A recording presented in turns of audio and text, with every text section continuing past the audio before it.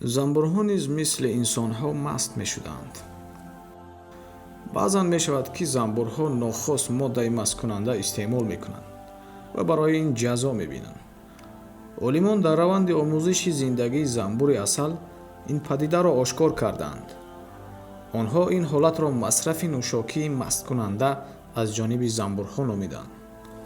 баъзе аз занбурҳо ҳангоми ҷамъоварии нектар моддаеро бо номи этанол истеъмол мекунанд, ки хусусияти масткунанда дорад. баъди бижғиш яъне ферментатсия дар меваҳои пухта ҳосил мешавад.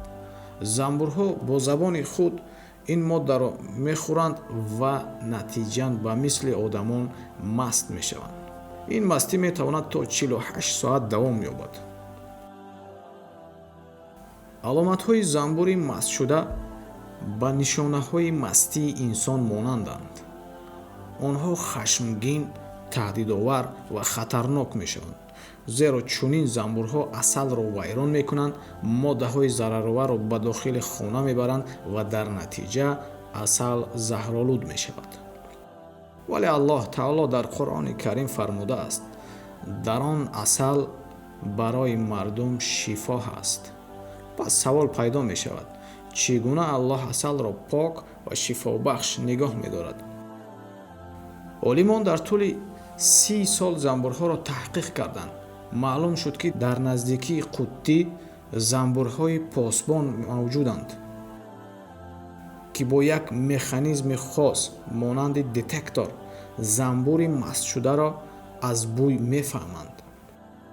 ин посбонҳо занбурҳои мастшударо пайдо намуда, бо онҳо ҷанг мекунанд ва онҳоро аз хона меронанд. ҳатто баъзан занбурҳои маст ба куллӣ аз хона ронда мешавад ва аз ҷониби муҳофизон ҷазо мегиранд. то он даме ки таъсири моддаи заҳролуд аз танаашон бароварда нашавад, иҷозаи баргаштан ба хонаро намегиранд. аҷиб он аст, ки то занбур дигарбора чунин моддаро истеъмол накунад, қадамҳояшро мешикананд, то тавоноии бозгашти фаъол ба ҷамъоварии нектар надошта бошад. ин аст, ки аллоҳ таоло асалро бо чунин роҳи ҳикматомез аз ифлосӣ ва заҳролудшавӣ муҳофизат мекунад. ӯ зот бандагонашро дӯст медорад ва ба онҳо раҳм мекунад. мо асали тоза ва шифобахшро бо баракати ин низоми нозукии илоҳӣ истеъмол мекунем.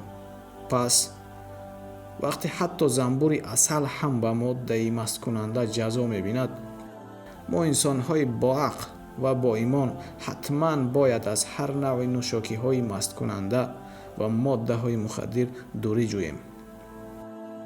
аллоҳ таоло ҳамаи моро аз истеъмоли ҳаром нигоҳ дорад, барои ҳақ ҳидоят кунад ва поёни умрамонро бо некиву покӣ анҷом диҳад. омин.